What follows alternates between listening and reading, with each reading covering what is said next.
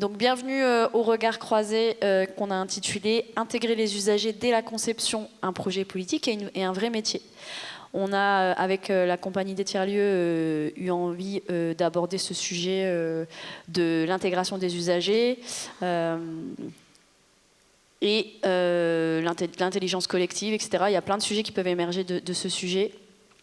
Et les invités ont été aussi des invités choisis par l'équipe de la compagnie. Et on a voulu proposer divers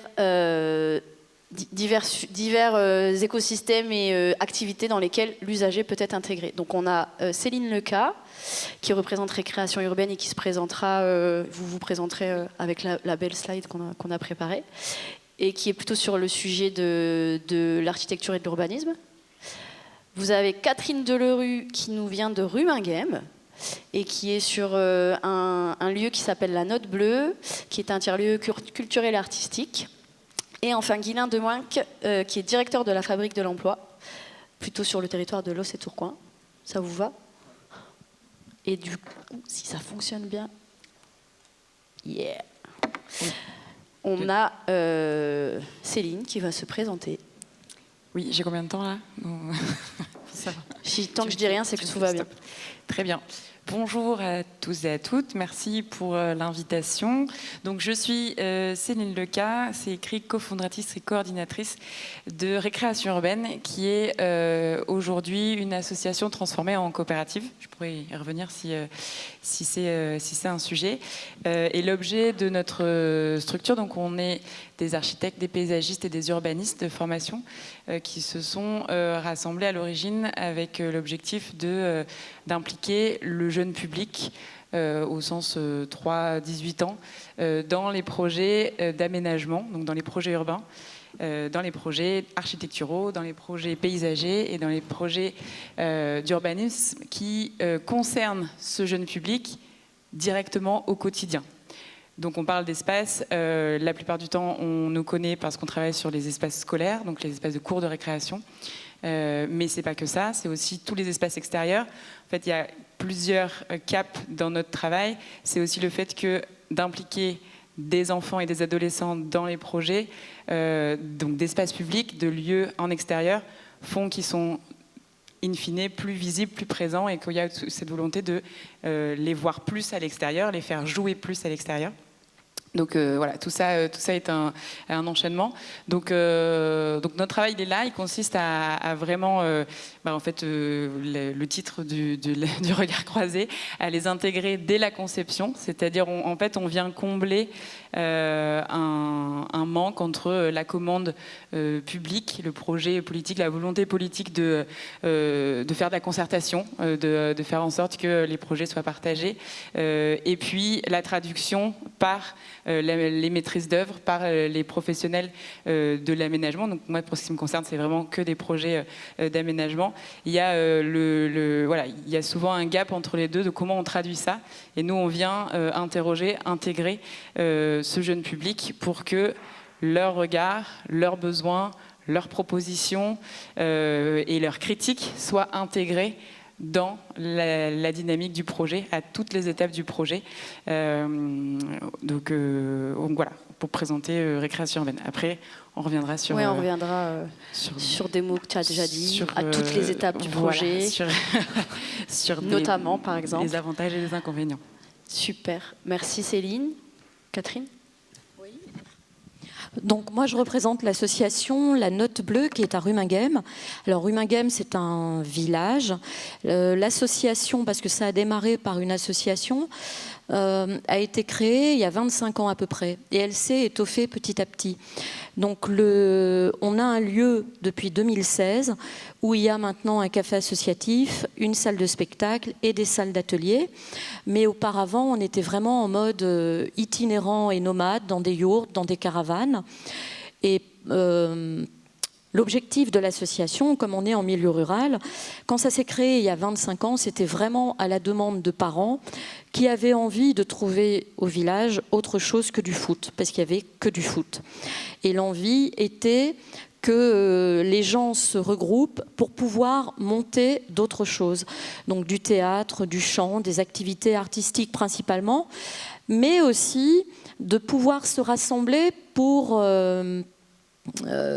alors, comment je peux expliquer ça? Se rassembler pour pouvoir habiter son territoire, habiter les villages autrement que par uniquement des activités sportives ou des collectivités qui proposaient des activités qui leur ressemblaient ou pour lesquelles ils avaient des financements, mais qui ne correspondaient pas forcément aux envies concrètes qu'il y avait dans le village.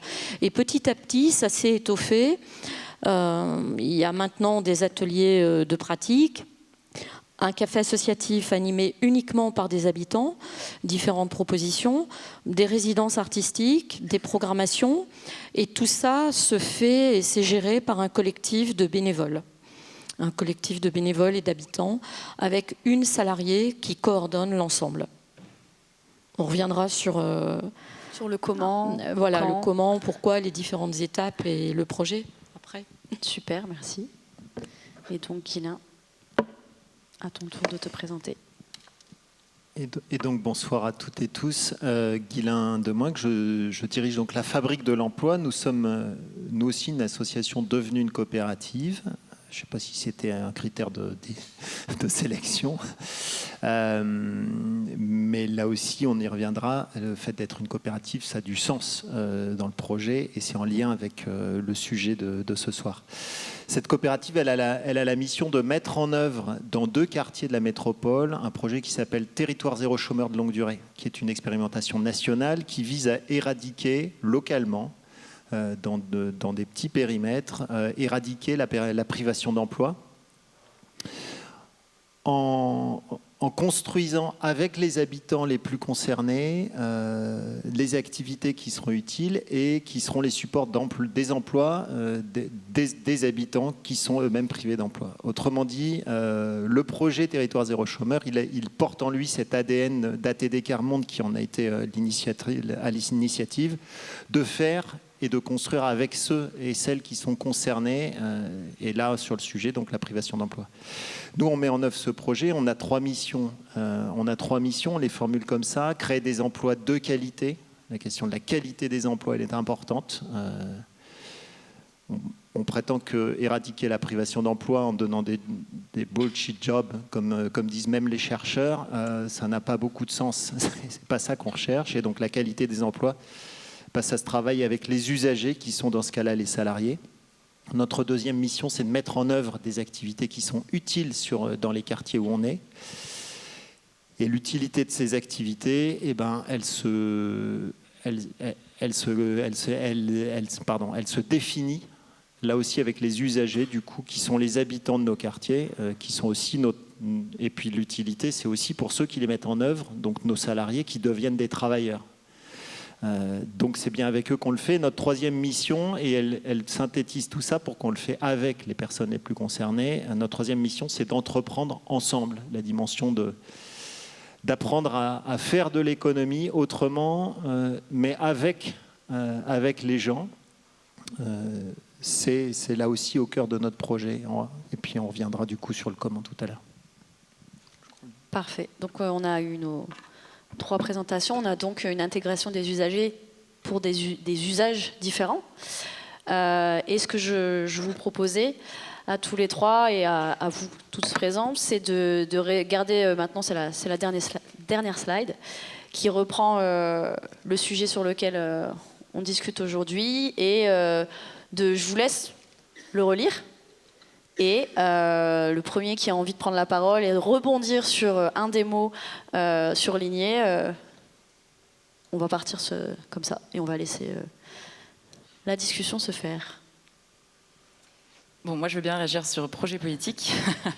Parce que, du coup, moi, ce que j'expliquais, c'est qu'on s'inscrit vraiment, donc Récréation urbaine s'inscrit vraiment dans toutes les démarches de concertation, de co-création, de voilà, avec les usagers de manière générale, qui sont largement plébiscités par les pouvoirs publics, avec des méthodes diverses et variées pour arriver à des fins, avec un temps aussi qui n'est pas toujours le même pour réaliser toutes ces démarches. Nous, on a pris le parti de se concentrer sur le public jeune, le public enfant, parce qu'il est invisibilisé notamment dans l'espace public, selon voilà, différents critères, et parce que du coup, il y avait toute cette dimension d'un apprentissage de comment on fait le projet, comment on fabrique la ville, qui prend des décisions, comment on discute ensemble, voilà, qui fait quoi derrière, comment nous, en tant que citoyens, mais donc bien plus tard, quand on vient nous poser la question, mais en tant qu'enfants aussi, on a un mot à dire, et ce qu'on a à dire peut être entendu et peut être traduit dans des projets du coup politiques qui ont un impact réel sur notre quotidien, sur notre environnement quotidien. Donc oui, c'est politique d'intégrer les UG, parce que c'est en tout cas nous, pour le travail qu'on fait, c'est constamment répéter que c'est pas que de la communication, qu'il y a vraiment des enjeux derrière qui vont au-delà de ça, pour une appropriation, mais aussi pour une compréhension des choses d'une manière générale. Enfin, voilà, il y a quelque chose qui dépasse juste le fait de les intégrer pour passer du bon temps, pour animer des ateliers, pour avoir des belles créations. Et notamment, nous, quand on travaille avec les enfants, c'est souvent, il faut des productions, il faut que ce soit mignon, il faut que ce soit coloré, il faut qu'il y ait quelque chose qui ressorte, il faut qu'il y ait du résultat.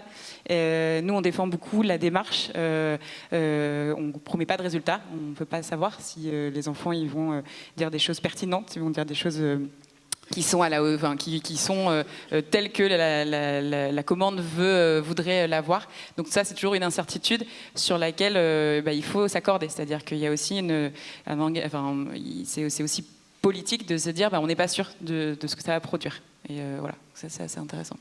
Donc on doit laisser la confiance à ce qui va ressortir, en donnant notre confiance aux usagers.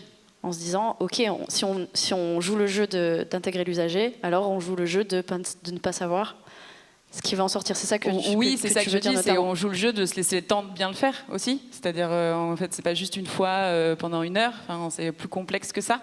Parce que c'est un métier à part entière que de prendre le temps d'intégrer ses usagers dans ses conceptions, et que c'est pas juste, encore une fois, pour faire joli ou pour répondre, cocher une case dans une subvention en disant voilà, il y avait 5 filles, 5 garçons, ils avaient moins de 12 ans, cool, on a fait participer la jeunesse.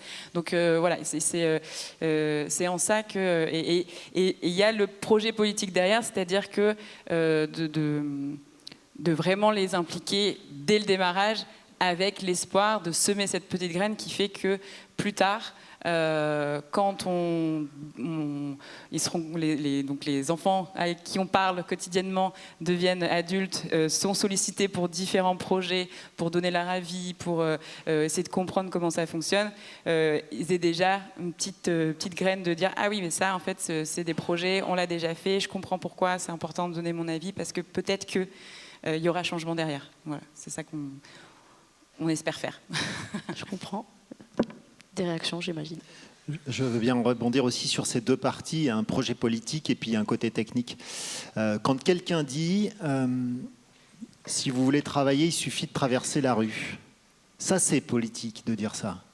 Et dire ça, c'est porter le projet politique, que chacun est responsable de soi et se débrouille avec l'économie telle que le monde... que l'économie dominante, enfin, se débrouille avec le monde tel que l'économie dominante l'a organisé. Le projet que nous mettons en œuvre, il prend ça à rebours. Il prend ce message complètement à rebours en disant les personnes qui sont privées d'emploi ne sont pas responsables de leur situation. C'est nous tous, c'est collectivement qu'on en est. Autrement dit, en prenant le message de notre président de la République à rebours, faire ce qu'on fait, c'est un projet politique, éminemment politique.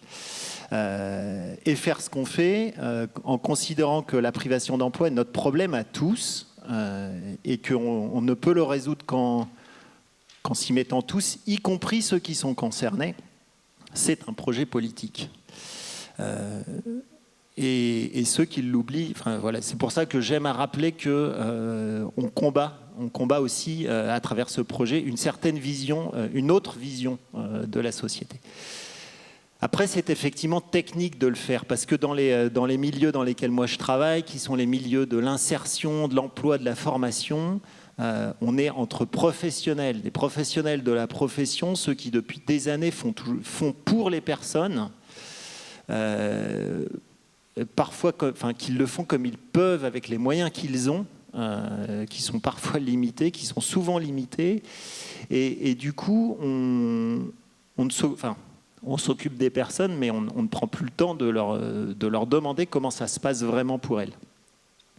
Et du coup, avec le projet Territoire Zéro Chômeur, on apprend ou on réapprend, en tout cas dans ces métiers-là, on apprend à le faire avec les personnes, à les laisser s'exprimer sur c'est quoi leur parcours, c'est quoi le parcours qu'elles ont besoin de construire pour retourner à l'emploi.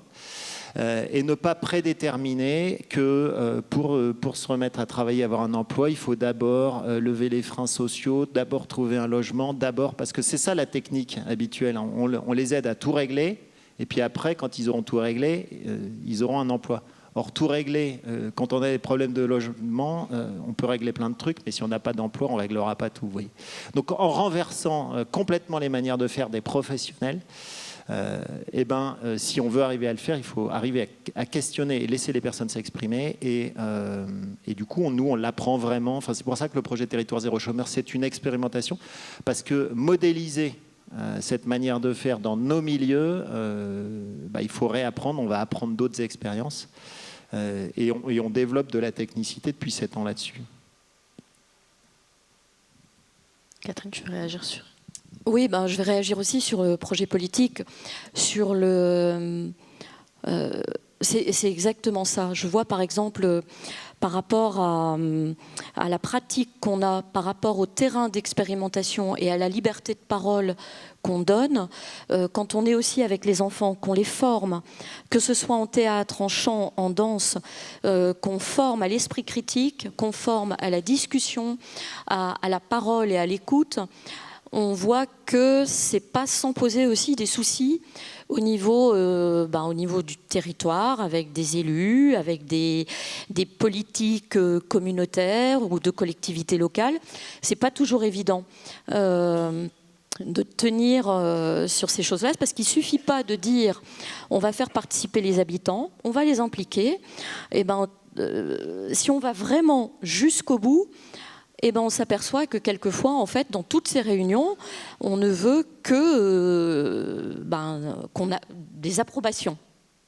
Et le fait d'aller dans des réunions de territoire avec les projets, avec les habitants qui construisent aussi les assos, les tiers-lieux, on s'aperçoit que ce n'est pas si simple d'être entendu et de pouvoir avoir une parole libre et puis différente.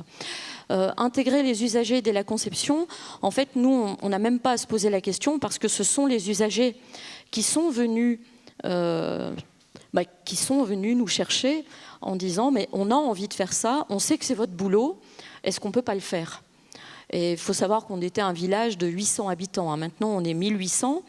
Donc les paysages ruraux ont beaucoup changé.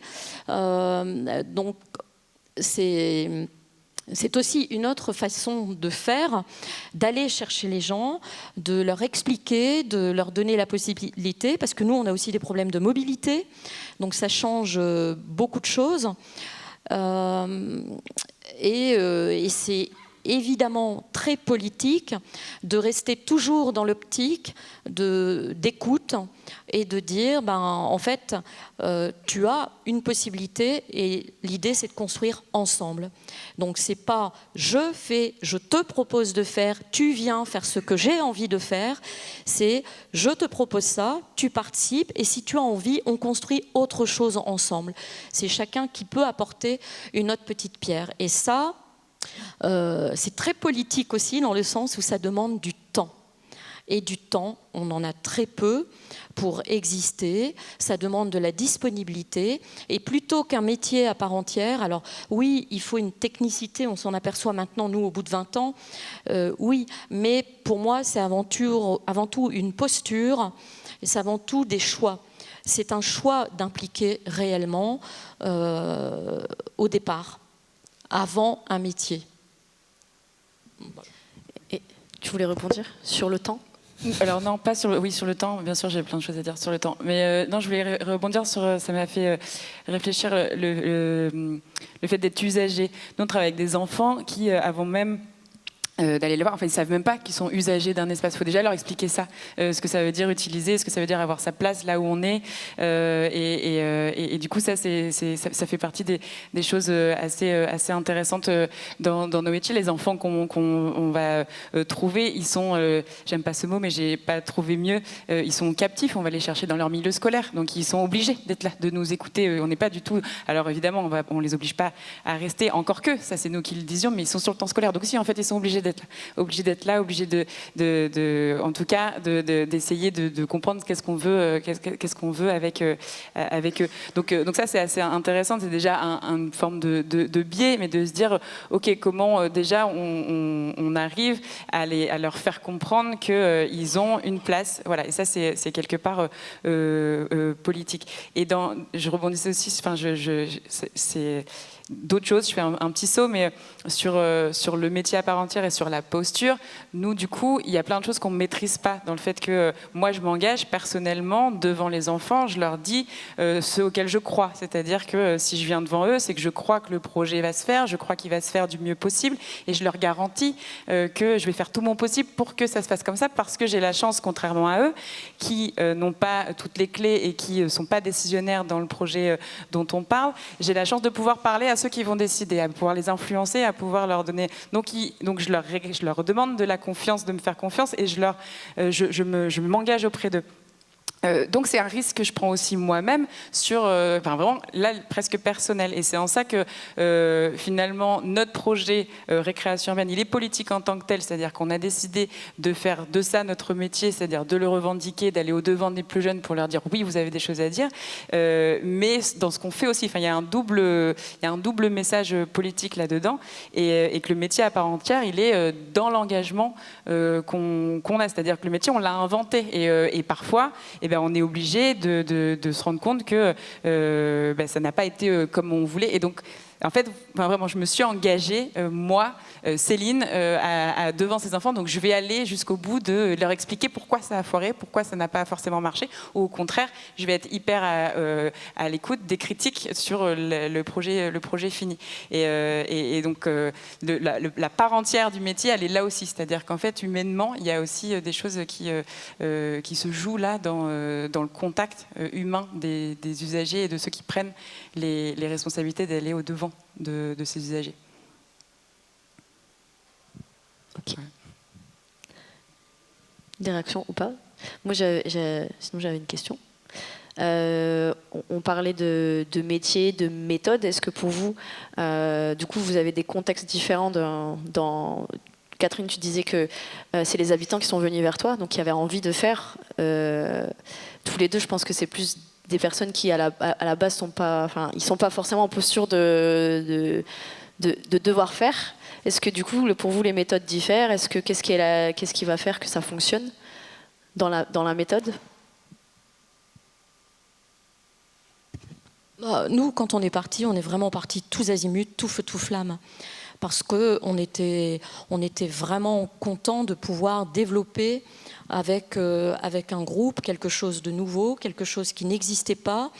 Et on a quand même galéré pendant 15 ans avant d'avoir... alors pas galéré à la mise en place avec un groupe d'habitants, parce que le projet s'est étoffé pendant 15 ans. Il y a eu plein de ramifications qui se sont mises en place, mais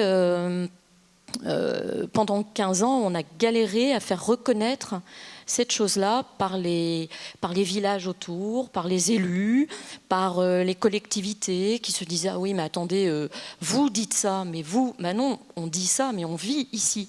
On a aussi une expertise d'habitants pour construire avec vous. » Et ça, c'est quand même compliqué.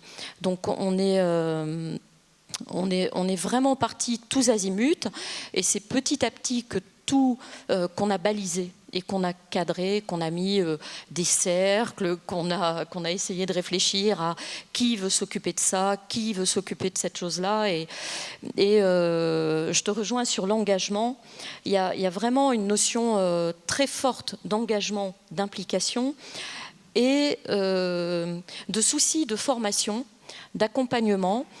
Mais dans notre façon de faire, en fait, ce n'est pas une méthode, c'est qu'on laisse le temps. Donc on laisse le temps. Tout le monde n'a pas envie d'aller défendre le bout de gras et de rencontrer des élus et de se prendre des claques et de sortir d'une réunion en disant « Purée, on va encore devoir batailler ». C'est pas gagné. Tout le monde n'a pas envie de ça. Et généralement, ça commence, la première marche, c'est on a envie de faire un truc ensemble. On a envie de faire un truc ensemble. On fait, c'est dans le café associatif. Là maintenant, depuis 10 ans, on a un lieu qu'on développe. On voit que ça change tout. Ça change tout parce que la démarche, elle s'installe. Elle permet d'autres choses, d'autres gens qui viennent et qui disent « Ah ben moi, je suis producteur, j'ai envie de travailler avec vous. Comment on peut faire ?» Ça permet, ça déploie tout un tas de choses au-delà de l'artistique, au-delà de la culture, et qui nous permet à nous aussi de défendre cette idée que la culture c'est un droit, l'art c'est un droit, manger bien c'est un droit, réfléchir ensemble à ce qu'on veut faire du monde de demain, c'est une possibilité qu'on offre, mais tout ça, voilà, on n'a pas vraiment de méthode et on laisse la possibilité à chacun d'y aller ou pas. Ce qui fait qu'il y a des gens qui arrivent, qui étaient au début du projet, qui ont dû partir pour des raisons personnelles, qui reviennent maintenant et qui se disent « Waouh, j'ai le temps, je peux donner un coup de main ». Oui, mais attends, tu vois, ça a beaucoup changé en 10 ans. Donc, on va prendre le temps de discuter pour que tu puisses voir aussi où tu veux, comment tu veux nous aider à développer ça et comment on peut faire ensemble. Donc j'insiste vraiment sur la notion du temps et sur la notion d'ouverture et de laisser la place. De laisser la place à la construction parce que tout le monde ne rentre pas dans le projet à la même étape. Tout le monde n'a pas envie de faire les mêmes choses. Et ça, par contre, c'est aussi un engagement humain. Parce que quelquefois, on se dit, purée, ça ne va pas assez vite. On pourrait aller 10 fois plus vite que ça, ou c'est long, ou on ne va pas tirer à la courte paille, qui va aller défendre le projet à cet endroit-là ou pas. Mais tout ça, c'est de l'humain. Et ça prend du temps et c'est pas, ça demande aussi des investissements, des finances et il faut le faire reconnaître. Et c'est pas toujours une volonté. Voilà. Alors, avant de répondre à ta question, j'ai beaucoup aimé que tu dises c'est pas un métier. Ça nécessite certes de la technicité, mais c'est une posture. Et j'adhère assez à ça. C'est pas un métier, mais c'est une posture. Nous, dans notre cas, par rapport aux personnes, effectivement, dans le projet Territoire Zéro Chômeur, je dirais il y a 2 phases. Il y a l'avant, entrée en emploi, et l'après. Dans l'avant, les usagers, dans le terme qui est utilisé là ce soir, ce sont les habitants privés d'emploi du quartier, des gens qui habitent dans des QPV plutôt modestes, qui sont en rupture face à l'institution, qui ont des parcours professionnels brisés et très souvent des parcours personnels assez chaotiques. Et dans le parcours vers l'emploi, les déceptions sont ultra nombreuses.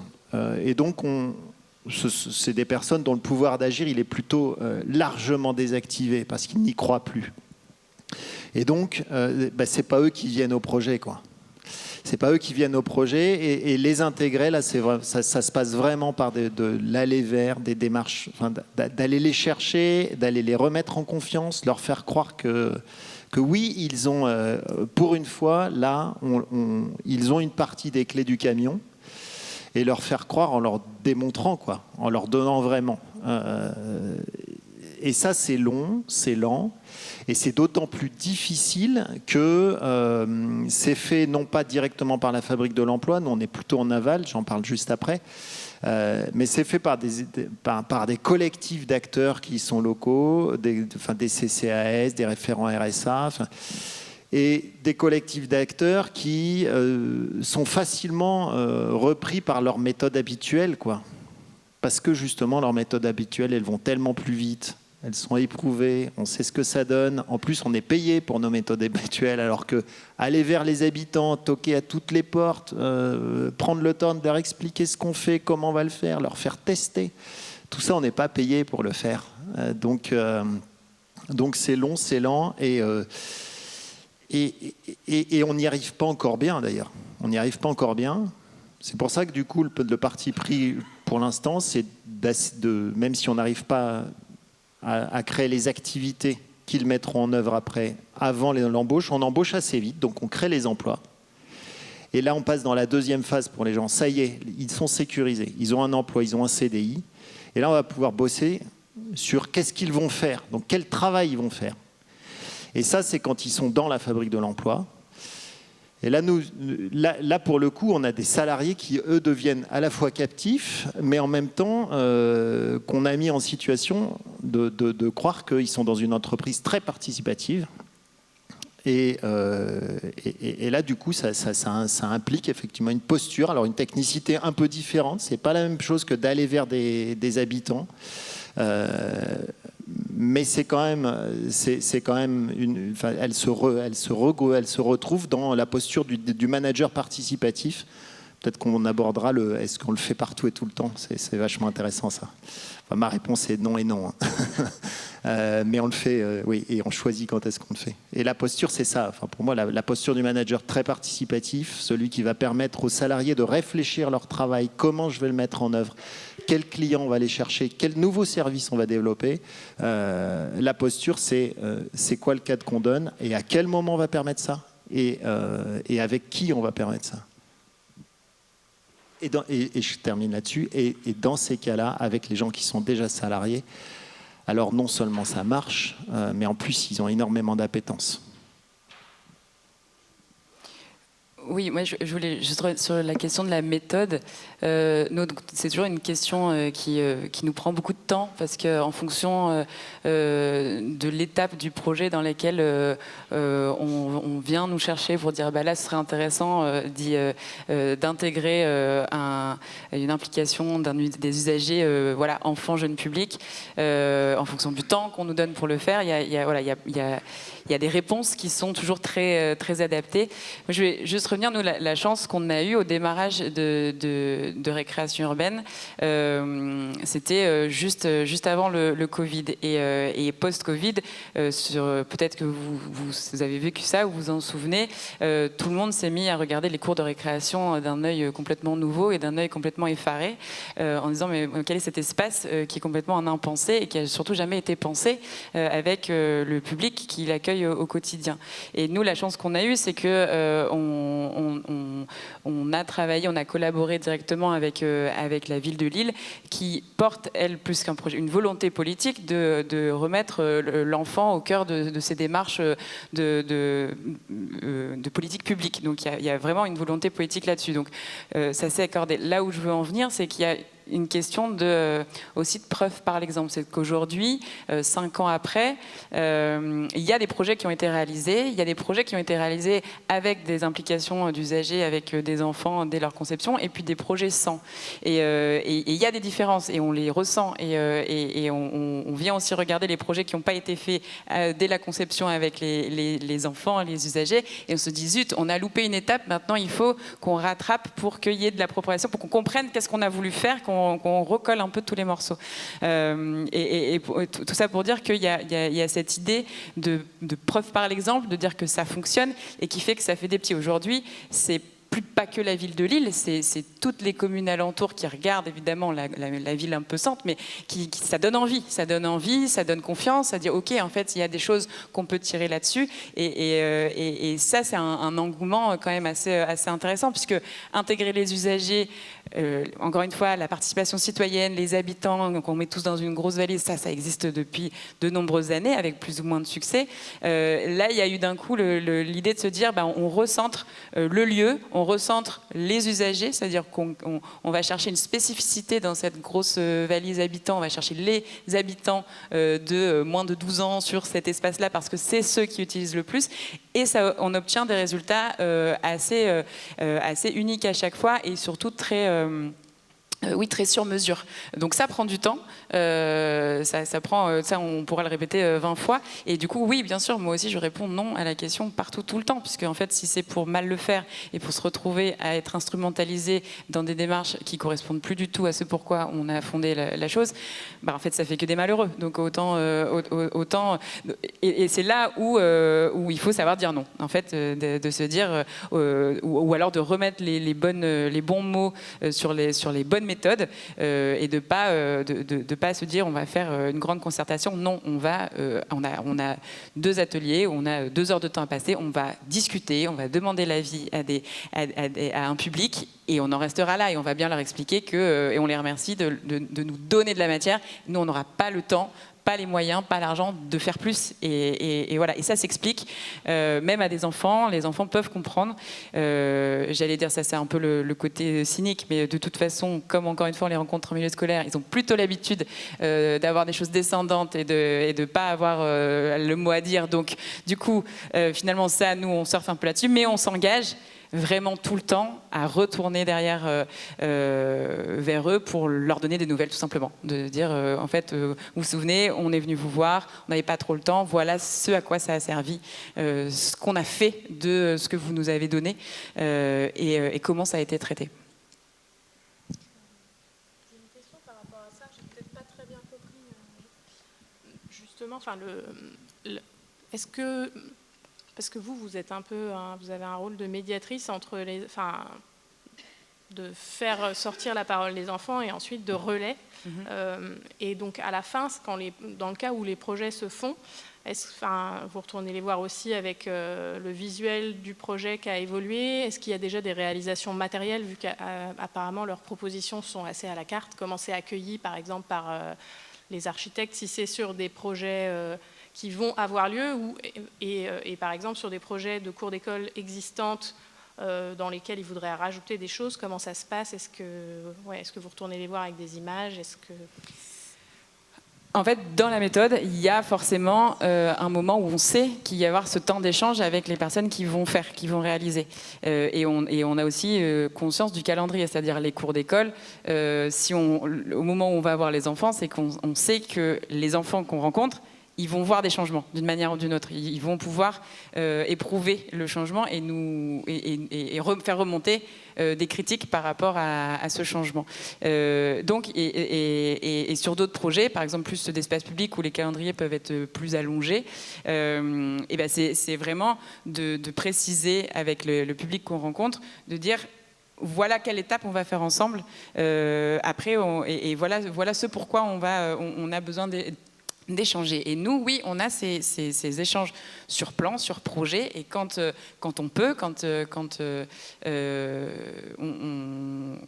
on retourne expliquer, dire, voyez, voilà, typiquement dans la cour d'école, vous aviez demandé 3 arbres, un parcours avec un toboggan et je sais pas, que sais-je, des cabanes. Voilà ce qui a été, voilà les choix qui ont été faits, voilà comment on a transformé vos idées. Techniquement, on pouvait pas le faire, financièrement, on pouvait pas le faire, mais voilà comment ça a été réinterprété et voilà ce qu'on vous propose. À vous de nous dire si ça tient la route dans l'idée qu'on s'était fait, dans les grandes intentions qu'on avait proposées. Est-ce qu'avec ce qu'on vous propose, ça correspond toujours à vos besoins? Est-ce qu'on est dans le juste ou on s'est complètement trompé? Voilà. C'est là où si on s'est complètement trompé, c'est quand même con parce que c'est trop tard, il n'y a plus le temps. Et donc c'est là où nous on a un peu la pression de se dire qu'il ne faut pas qu'on se plante trop.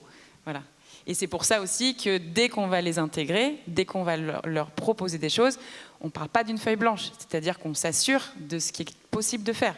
On s'assure que on va pas leur dire, on va pas les laisser croire qu'on peut mettre une tyrolienne dans une cour d'école parce que aujourd'hui ça ne s'est jamais vu. Donc on va tout de suite filtrer. Et donc oui, on a un rôle un peu cassant parfois, mais c'est pour mieux travailler en détail et en précision des propositions qui pourront vraiment être les leurs en fait, et mieux travailler.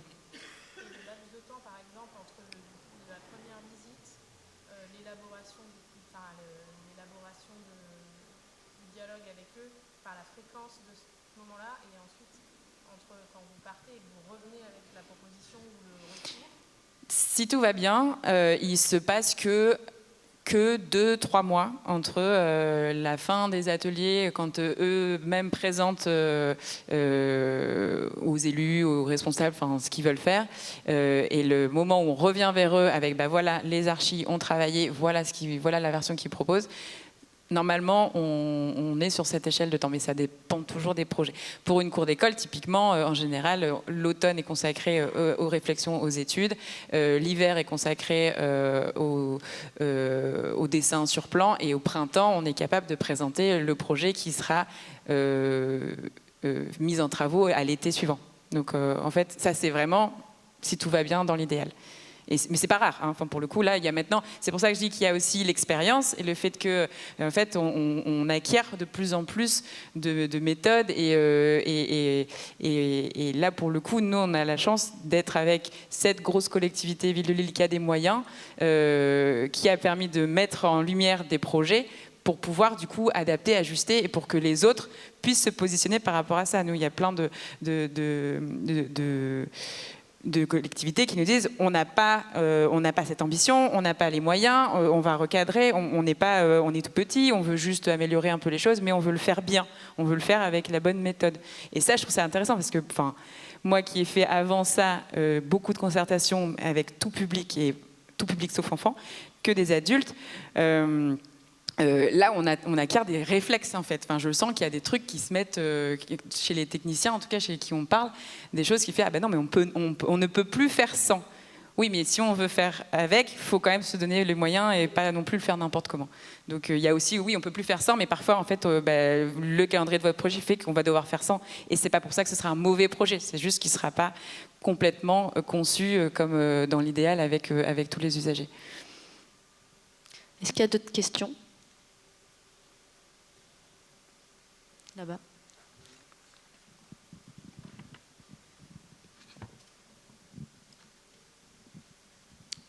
Julien, moi je travaille dans un Fab Lab à destination des enfants. Et donc je me questionne sur les méthodes que tu emploies pour désamorcer la parole des enfants en 2 heures de temps, la créativité, la compréhension des enjeux. Et pour donner un exemple, par exemple, il y a 2 semaines, nous, on va occuper un espace urbain. Donc il y a toutes des démarches qu'on fait en amont. On présente le projet aux enfants. Et puis il y en a un qui me dit comme ça, mais qu'est-ce qu'on va faire ?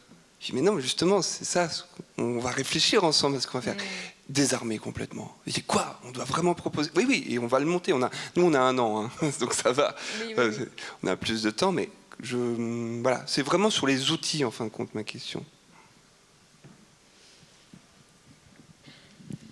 Alors souvent, c'est pas juste 2 heures. Si on a 2 heures, on discute et puis on se dit ok.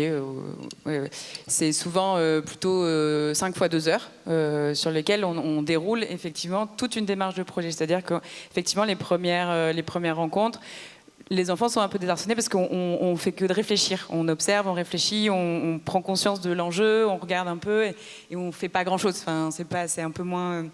Et puis au fur et à mesure, on va dessiner, on va maqueter, on va faire en fonction de leur capacité aussi. On voit bien qu'il y en a qui vont être très prolifiques dans la phase où on donne son avis, on lève la main tout le temps, on a plein de trucs à dire. Puis au moment où il faut le mettre en dessin ou en maquette, il n'y a plus personne. Et puis inversement, d'autres qui sont moins à l'aise avec l'oral et puis qui vont réussir à nous formaliser ce qu'ils ont dans l'esprit avec la maquette. Donc on prend chaque temps d'échange comme une étape du projet et on visualise ça un peu dans le temps en disant voilà, en fait on a fait cette étape-là ensemble, donc on va aller toujours plus loin.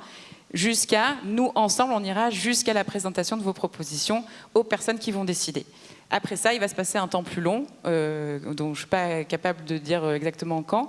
Et là, on n'est plus maître des propositions qu'on a faites. Elles vont passer dans un filtre, dans un moulinet de décision, et on va voir ce qui va en ressortir par rapport à plein de contraintes qu'on leur expose aussi. Donc voilà, sur la question de la créativité, c'est une question qu'on n'a pas résolue. C'est-à-dire que c'est pour ça que je dis qu'à chaque fois, la méthode, elle est pas réinventée, mais en tout cas, elle est adaptée. Parce que on leur demande plusieurs choses. On demande à ce public-là de nous faire part de leur expérience en tant qu'enfants usagers, et puis d'un coup, ils changent de casquette, et puis il faut qu'ils aient des bonnes idées et qu'ils deviennent concepteurs. C'est pas forcément toujours les usagers qui sont les mieux placés pour dire ce qu'il faut. Ils sont très bien placés pour nous expliquer ce qu'ils vivent, pour nous raconter, pour nous montrer, pour nous en faire part. Mais par contre, ils sont pas très bons pour, si je reprends l'exemple de la cour d'école, pour nous dire où est-ce que cette solution-là, elle serait la mieux dans la cour. Parfois ça se justifie, mais parfois pas du tout. Ils vont mettre un truc juste, ils savent pas en fait spatialement. Enfin voilà, c'est encore une autre démarche. Et sur la créativité, c'est un peu pareil. Si on leur demande tous, mais en fait c'est d'ailleurs le premier truc qu'on fait, mais parce que ça fait partie du processus de réflexion. Mais qu'est-ce que tu veux dans une cour rêvée? Il y a des choses qui sont toujours les mêmes, mais qui sont de l'ordre de ce qu'ils connaissent. Le toboggan, la balançoire, enfin des choses on ne sait pas ce qu'on peut mettre en fait. On n'en sait rien. On a toujours vu la cour comme ça. Qu'est-ce que tu nous poses comme question? Qu'est-ce que tu veux qu'on veut? Et donc on veut faire du foot, on veut faire parce qu'on fait du foot parce qu'il n'y a rien d'autre à faire. Est-ce qu'on fait du foot parce qu'on aime vraiment, ou est-ce qu'on n'a rien d'autre à faire? Enfin, du coup, il y a toutes ces questions-là. Et après, nous, on a pris le parti de les inspirer avec... et c'est là où je dis encore, nos méthodes, elles ont évolué parce qu'on a de plus en plus d'images de référence, on a de plus en plus de choses à montrer, de ce qui est possible, en fonction aussi des moyens, des choses qui sont très petit budget, des choses qui sont plus grand budget. On a pris le parti de faire un travail sur des images de référence, donc on leur montre des photos, et on fait un travail critique sur ces photos-là. C'est-à-dire qu'en gros, on leur explique que ce ne sera pas exactement comme il y a sur la photo, mais on veut qu'on nous raconte qu'est-ce qu'on aime sur cette photo, qu'est-ce qu'on n'aime pas, et on parle aussi bien d'ambiance que de couleurs, que de matériaux, parfois il y a des photos qui sont choisies parce qu'il y a des enfants sur les photos, parfois il y en a d'autres qui sont super, mais comme elle a l'air un petit peu, il y a le ciel gris, c'est pas des photos qui sont choisies. Enfin, donc on essaye de travailler sur cette question-là, et c'est pour ça aussi qu'après il y a l'étape supplémentaire de maquette qui paraît un peu anodin, mais qui en fait ce que les enfants préfèrent, c'est ce dont ils se souviennent. Il y a aussi on a ce souhait de se dire qu'il faut qu'il y ait quelque chose qui soit différent de tous les jours, et ça, quasiment 100% du temps, à chaque fois qu'on fait les maquettes, les enseignants ou les accompagnateurs avec qui on travaille nous disaient « Ah mais ça...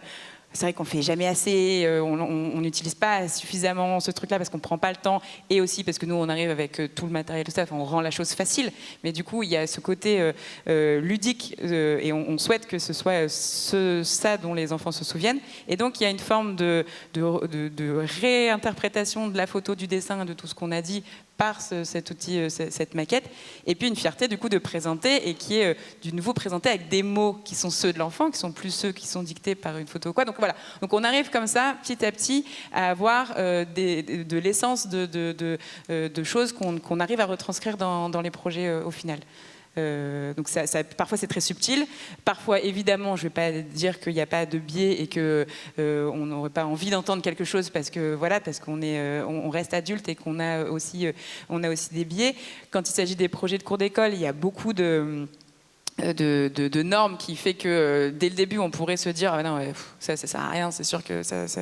Donc on s'oblige à chaque fois quand même à prendre la proposition et dire ok, pourquoi pas, est-ce que vraiment ici de pas prendre pour acquis ce que nous a dit la collectivité parce que c'était compliqué pour eux, parce qu'ils savaient pas s'organiser, vous n'avez pas les moyens de s'organiser, peut-être que c'est pas la même chose ici et qu'ils ont envie de tester, enfin voilà, donc du coup c'est tout le temps mais la question de la créativité elle est importante et elle est pertinente. Il faut pas considérer que ce soit acquis tout le temps. Enfin, clairement, il faut l'entretenir. Et du coup, maintenant, la créativité, on la suscite aussi. Le fait qu'on a des exemples, et on va visiter. Et puis, du coup, ça crée un imaginaire aussi différent. On va visiter des choses qui sont faites. Et du coup, on essaie de se projeter. Et donc, du coup, on arrive à faire des choses un peu nouvelles. Et donc, ça évolue, en fait. Et donc plus on va le faire, plus les méthodes évolueront aussi de ce point de vue-là. Je ne sais pas si j'ai répondu. Ouais, le temps passe vite. Je pense que tu avais encore envie, peut-être toi aussi Catherine, tu voulais réagir sur partout tout le temps. Guylain, il me semble que tu voulais... Oui, enfin, je l'ai un peu dit, mais tu l'as dit aussi, finalement, ce qui me paraît essentiel, c'est déterminer les moyens dont on dispose. Souvent, c'est le cadre temporel qui compte. Mais pas que, c'est aussi le cadre réglementaire, c'est aussi, et là je pense aussi aux activités que nous on met en œuvre et qu'on a construites avec nos salariés en partant des besoins qu'ils ont identifiés dans leur quartier, mais aussi des compétences qu'ils ont. Avant de les faire bosser sur qu'est-ce qu'on va faire, comment on va le faire, avec qui, on est toujours obligé de se poser la question de combien de temps on a pour réfléchir ensemble. C'est quoi le cadre réglementaire qu'on imagine d'une activité de restauration, par exemple? Ouais, on a envie de mettre en œuvre de la restauration dans le quartier. C'est quoi le cadre réglementaire qui va nous contraindre? Parce qu'on ne pourra pas dépasser ces normes-là. C'est quoi les moyens d'investissement qu'on a? Et une fois qu'on a ça, et qu'on a défini ce cadre, voilà le périmètre de notre cour de récré, ça va être celle-là, quoi. Et dans cette cour de récré, là pour le coup, on va pouvoir poser la question aux salariés de comment vous voyez faire les choses, comment on peut s'organiser, à combien de personnes on va mettre en œuvre cette activité-là, à quel client on a envie de s'adresser. Et moi, du coup, je le résume souvent ça pour mes équipes d'encadrement. Notre boulot à nous, c'est surtout de déterminer le quoi, qu'est-ce qu'on va faire, qu'est-ce qu'on va mettre en œuvre, et on va bosser sur le comment avec les collègues. Et pourquoi je dis ça aujourd'hui, c'est que à l'expérience, on se rend compte que quand on les fait bosser sur le quoi, ça les perd, souvent ça les insécurise. Ils ont l'impression que si on les fait réfléchir sur la totalité du sujet, d'une activité, en partant de pas grand-chose, ils ont l'impression que l'entreprise n'est pas pilotée en fait. Et puis ça revient à leur poser des questions sur lesquelles ils se disent mais moi je sais pas en fait, je suis pas... Il y a trop de facteurs que je ne maîtrise pas. Alors que quand on leur dit ok, on a entendu de la restauration dans le quartier, ça serait bien, voilà le cadre dans lequel on peut réfléchir, et ensemble on va se dire comment on peut le faire. Là, comment on peut le faire là tout de suite, il y a des images. On se voit dans la cuisine. Du coup, la cuisine, on sait l'imaginer. On sait dire ça serait bien qu'il y ait ci ou ça dans la cuisine. On voit quels clients on a envie d'aller voir et puis quel type de clients avec lesquels on ne se sent pas à l'aise. Voilà, donc notre réponse aujourd'hui sur faut-il intégrer tout le temps et partout et tout le temps, et donc en l'occurrence vous l'avez compris, les salariés dans la réflexion sur nos activités, notre réponse elle est non. Hyper important de définir le cadre dans lequel on réfléchit, ce sur quoi on les fait bosser et la méthode qu'on va adopter. Là, les méthodes, c'est celles que vous connaissez tous, les méthodes d'intelligence collective, les méthodes de design, mais tout le temps choisir la bonne au bon moment. Catherine, tu as encore pour la Oui, parole. moi, c'est ce que j'allais dire aussi. Je suis moins catégorique parce que je dirais pas non. Tu as le luxe du temps. Moi, je dirais intégrer partout, tout le temps, mais pas n'importe quand et pas n'importe comment. En fait, nous, on a fait des paliers. Il y a des moments où on peut accueillir et il y a des moments où on peut... prendre une autre place que celle qu'on a, avoir une autre fonction, avoir autre chose à faire. Mais par contre, on laisse toujours la porte ouverte. Et on essaye toujours de discuter, mais voilà, ça demande encore une fois, je reviens sur la question du temps, sur la question de laisser les choses aussi se faire et garder cette part de spontanéité et de possibilité. Je pense que c'est pour ça que je ne dis pas non, mais pas n'importe comment, pas n'importe quand, mais par contre en mettant des cadres et puis la possibilité de contourner le cadre ou de rentrer dedans. Enfin, c'est un peu... C'est pas simple, je trouve, cette question, dans le sens où il faut toujours s'adapter. Et il faut toujours voir la situation telle qu'elle se présente. Et il faut avoir une question de sensibilité et de jauger la situation. Il y a des moments où ça s'y prête et ben faut y aller, faut foncer. Voilà. Mais il n'y a pas de règle. Il n'y a pas de règle. Est-ce qu'il y a quelqu'un qui a une dernière question? Non. Moi, j'avais juste... Mais c'est une question qui, je pense, est plus liée à ton projet et à ton contexte, Catherine, qui est, comme là, ça fait 20 ans, enfin 15 ans, depuis combien de temps le lieu existe? Alors, on a un lieu qu'on occupe depuis 2016 Okay. et qu'on a retapé. D'accord. Moi, ma question, c'est intégrer des usagers dans ce type de projet, on le sait, des habitants sur un projet de vie, en fait, hein, c'est un lieu de vie. Et les gens viennent, repartent, s'investissent un an ou moins, puis d'autres 2 semaines. Enfin, voilà, il y a un temps d'investissement qui est différent d'un habitant à l'autre. Et des fois, sur un an, on prend une place importante, et puis au bout de cette année, on s'en va. Comment vous arrivez à est-ce que vous avez réussi à gérer ce flux d'investissement? Alors, par contre, il y a toujours un noyau. Il y a toujours un groupe de personnes qui... il y a 2-3 personnes qui sont là depuis le début, qui ont la mémoire de l'association et qui permettent l'intégration. Et quand quelqu'un s'en va 1 an, eh ben, les autres prennent le relais. Et parfois, il y en a d'autres qui arrivent et qui disent c'est pas grave, moi je suis là, je vais le faire. Et là, on a le cas de quelqu'un qui est parti pendant 10 ans, qui revient maintenant. Et en fait, c'est comme si elle n'était pas partie. Mais justement, le boulot, c'est de lui dire, mais tu sais, t'es parti pendant 10 ans, et pendant 10 ans, il y a beaucoup de choses qui ont évolué. Et le projet a évolué aussi, donc il faut reprendre du temps aussi pour reprendre sa place et que ça passe avec tout le groupe. C'est un petit groupe maintenant, c'est un collectif de 10 personnes qui gèrent l'ensemble. Et quand je dis gérer, ça veut dire porter le projet. Et après, il y en a d'autres qui sont autour. Il y a une autre dizaine qui gravite autour. Mais en fait, c'est toujours, dans ces cercles, il y a toujours des passages. On peut rejoindre un autre groupe qui s'occupe plus des dossiers ou de l'écriture du projet ou de comment le transmettre à l'extérieur, comment accueillir ceux qui arrivent. Il y a une dizaine de personnes, en gros. Et ça fluctue. Et sur ces 10 personnes, il y en a forcément qui sont moins là une année et qui reviennent celle d'après, ou qui sont toujours présents, mais pas de la même manière. Donc ça, c'est vrai que c'est pas simple à gérer. Mais c'est un choix qu'on a fait. Ça veut dire que sur les 2-3 piliers, ça peut parfois être lourd.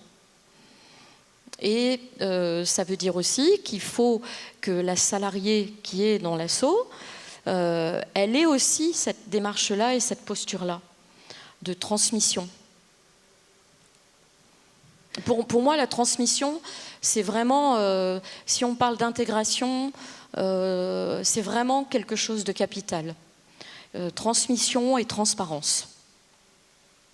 Et du coup, vous documentez sur votre lieu pour pouvoir transmettre, ou comment vous assurez cette transmission? Alors, il faut qu'on travaille dessus. Pour l'instant, c'est surtout de l'oral. C'est surtout de la transmission et de la tradition orale. Mais par contre, c'est vrai que les plus anciens des anciens du village nous disent ouais, mais ce serait intéressant d'écrire comment ça a commencé et comment on a démarré. Mais il faut qu'on travaille dessus, quoi.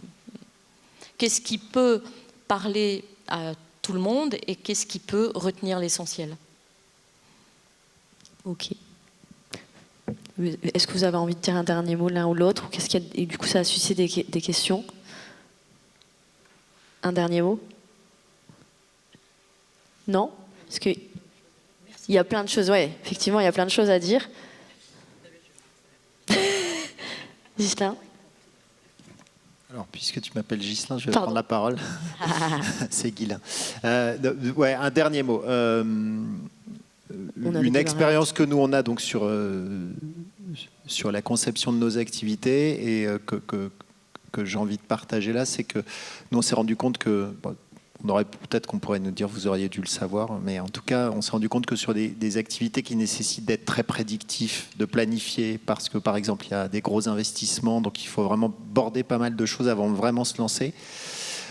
C'est beaucoup plus compliqué d'intégrer nos collègues issus de la privation d'emploi, salariés habitant des quartiers dans la réflexion, parce que ça leur paraît trop loin. Enfin, là, c'est pas la question du temps qu'on a pour réfléchir ensemble, c'est la question du temps dans lequel la temporalité dans laquelle ça se mettra en œuvre, qui leur parle pas bien.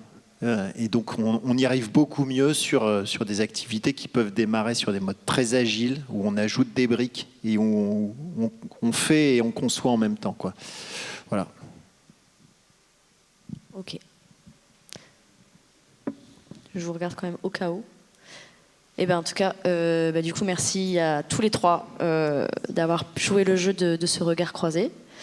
Et si vous avez envie de poser des questions, vous avez besoin de contact, n'hésitez pas à venir les solliciter. Je pense que vous avez vu qu'ils sont plutôt ouverts à la discussion. Plutôt sympa, ouais. Et sinon, la compagnie a normalement documenté chacun des regards croisés. Donc même si vous n'avez peut-être pas pu participer à d'autres regards croisés, il y en avait 7 en même temps, donc c'était impossible d'être partout.